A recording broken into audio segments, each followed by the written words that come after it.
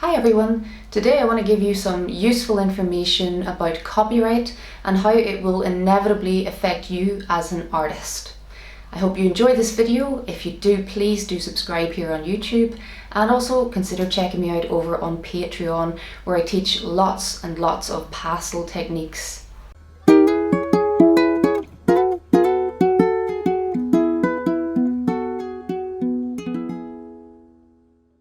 Copyright is the exclusive right given to the creator of work to reproduce or make money from that work. It includes paintings, photographs, audio recordings, screenplays, so long as the work is in a tangible form. Copyright protection exists the moment you create the work. So technically, there's nothing else that you need to do to ensure you own the copyright. However, if you're really worried about others profiting from your work, you might want to consider actually registering your copyright.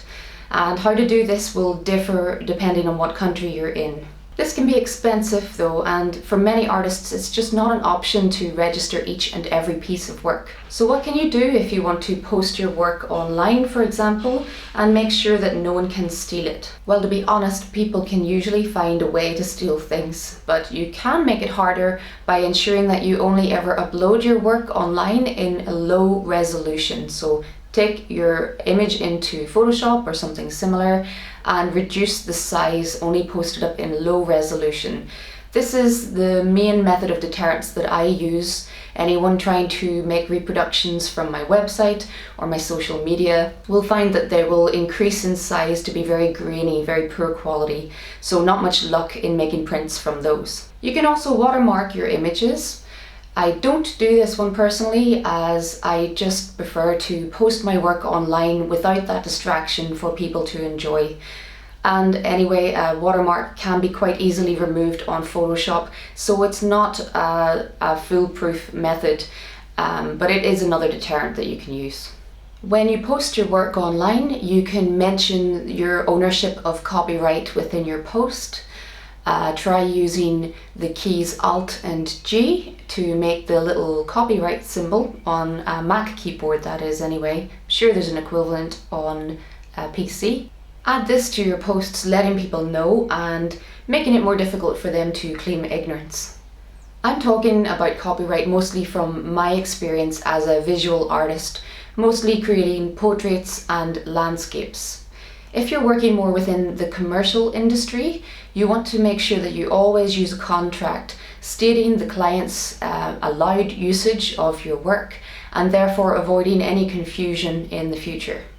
For example, when I worked in illustration, I would always draw up a contract between me and my client. Of course, another thing that I do as I create my work is take progress pictures. I take pictures of me with the piece when it's finished, all for my posts mostly on social media, but it also serves as more proof, should I ever need it, that I am the sole creator of the work. It's such a horrible feeling when someone uses your creative work without asking for permission. It really does feel like they have physically robbed you. And I have found my work on several sites, mostly companies selling products with animal pictures on them, and I always do make an effort to get my work removed. But I do know lots of artists continuing with this struggle to get their work removed from certain companies. So having said that, here's the other side. We as artists need to be sure that we ourselves are not infringing on copyright and causing this same distress to other creatives. If you're an artist working from photo reference, where do you get them from? Pixabay is one of the most well-known free reference sites where lots of photographers upload their photographs royalty-free for artists to work from. Because don't forget, photographers share the same copyright protection as we do as artists. So if you're using photographs to paint from and then sell the work or make prints, and you haven't gained the permission of the photographer and it's not a royalty-free photograph, then you're stealing, and that's just a legal fact. Now, whether anyone will find out if you do it is another matter, and maybe that's where it becomes more of a moral issue and you need to decide whether you care about this enough. But of course, all art is theft in a way. We copy and replicate as part of our practice. And if you're using it for practice, that's okay. But as soon as you try to sell it or profit from it in any way, you're infringing someone's copyright. So search for royalty-free photographs if you don't want to pay to use a photograph. But here's the downside to that. Each time I search on Pixabay, many of the photographs already remind me of 2 or 3 paintings that I've seen already. And in a world where you want to try and make your art stand out from the crowd, that's not really going to help it. My best advice is to try and take your own reference images where possible, as obviously then you will own every part of your image. Now, I too love painting wild animals, and I do go out with my camera, but I'm not a professional photographer, so sometimes I enlist the help of the pros too. But instead of searching for a free reference, I contact some of my favourite photographers and I offer them a fee for use of their image. I explain to them that I want to create an original work to sell. I may also want to create prints, and if their fee is reasonable to me, I pay it. Then I have permission to use a wonderful photograph, and I've also supported another creative person. Sometimes a photographer has even given me permission for free, just because they really appreciated me asking for the permission in the first place. While it's great to make use of images that you find online for practicing, I always try and encourage people to even then make those images their own. Composition is such a huge part of a painting, and if you only ever copy other people's photographs, then you never really give yourself a chance to start at that very beginning process in a painting, way before the rendering stages. Sometimes the main element that I need from another photographer's photograph will be the animal. So for example, in some of my hair paintings, I've made use of another photographer for the animal, and then I've used some of my own reference shots for the flowery backgrounds, for example. And I have some videos on my YouTube channel here which show you how I change the background successfully.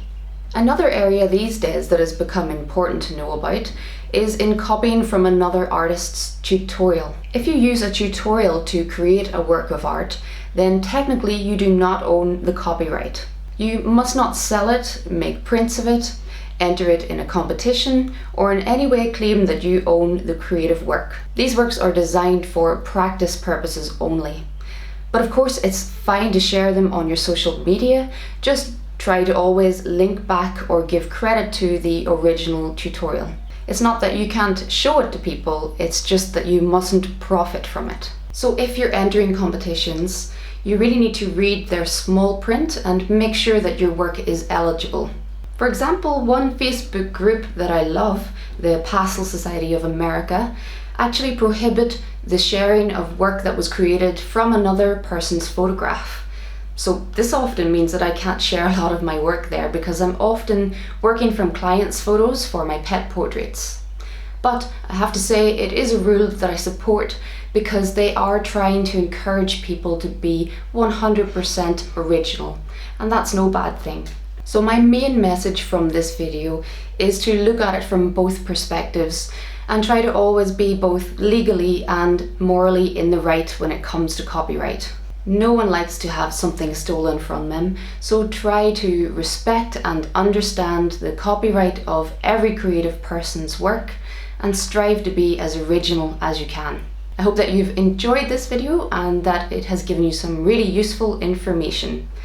Do subscribe here on YouTube for all my future free content, and also please do check out my Patreon channel if you'd like to learn more from me. Thanks for watching.